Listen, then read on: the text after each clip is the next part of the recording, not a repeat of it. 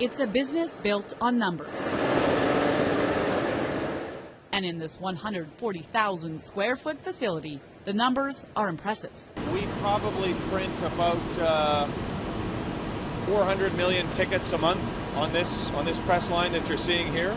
Complex process that includes 22 layers of different colors and images. The path of the web of the paper is actually going upstairs to an inkjet printer. And an inkjet printer is a series of heads that are all programming the actual variable data.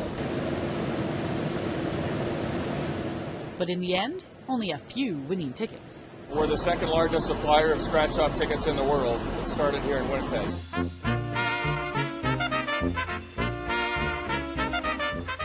Pollard Banknotes was born in 1907 as a commercial printer, but in the 1980s decided to roll the dice and get into the lotteries game. When the World Wide Web first came out, we started hearing from people saying, guys, you should get out of this business. Nobody's going to buy this on paper anymore. It's all going to be done on the internet. Whether it's in shekels or dollars, millions worldwide are still scratching away.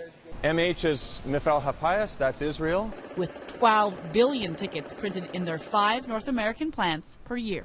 In this row we have Lotto Quebec, Western Canada Lottery, Swedish Lottery, Ontario Lottery. No matter the language, each ticket begins with a team of graphic designers. Everything is at the client's discretion, including the size of the prize and the number of winners. If there's a $100,000 prize and there's 2 of them, they only want 2. They don't want 3, they don't want 1. It's 2. Do you know where those 2 are in the order? No one knows where they are. So that's all an encrypted file. In a sequence of letters and numbers only computer programmers would understand. They're the ones sitting in a quiet room above the production floor who put together the components of the scratch and win ticket. Anything that tells the player what they could win and how they could win, but not the numbers that decide which ticket will win. That code is all computer generated. We're actually just writing software that will generate data that ultimately we don't see the data here. We're only working on the software that will do that sort of behind the scenes and secretly in other areas of the company. When you tell people what you do, how often does somebody ask you to figure out a way to get them the winning ticket? Pretty much every single time they ask if we know where they are, so yes. And your answer? We always tell them that no, we don't know where they are. And that's true? And if we did, we would probably be very rich. But no one here knows more than they need to or goes where they don't need to either. So we're now in our finishing area. Not even the head of security, who's been quietly following us for the entire tour. We have 69 cameras, 119 card access points.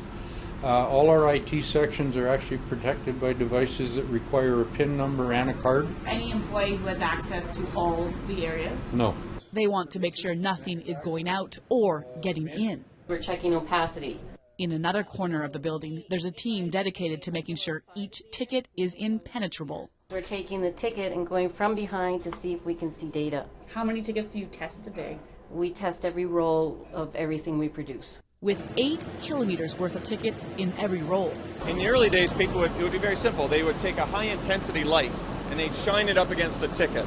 And they'd sometimes be able to see a little bit of a number. And they might be able to tell whether it's a winner or loser. So we put all these layers down so that when you hold it up to any kind of light, nothing shows through. Layers of colors. If you look there, you start to see there's black layers forming over top of that. Images. Now we're printing all the what I'd call the pretty pictures. And a top coat of shiny foil. Each one carefully monitored as they go down the line, and not just by security cameras. There's a camera on the press that's taking a picture of every ticket and comparing it to what we call a golden image. So she's quality control, basically. Quality control. Every ticket is individually barcoded, so it can be followed from start to finish. We know what ticket goes into what book.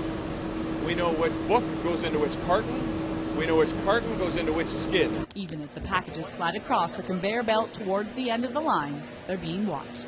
The automatic inspection on the press has taken an image of the book and said good or bad. And so if it shows up green on her screen, it means it's good.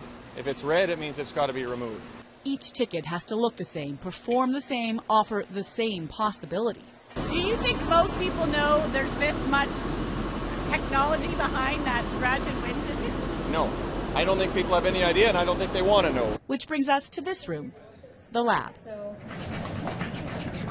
where it's actually someone's job to ensure the tickets scratch just right. And we actually use whatever coin is designated for the countries. Like this is a coin for Israel, and then you have American. You want to make sure that the ticket you're sending to that country would be scratchable, fun scratchable with the coins they use. Yes. With the right coin, the right amount of pressure. What makes a good ticket is a certain amount of grams. If it's scraping too much, then that's not good because then it's too hard to scratch. Nothing left to chance in a game of chance. With billions playing the odds worldwide.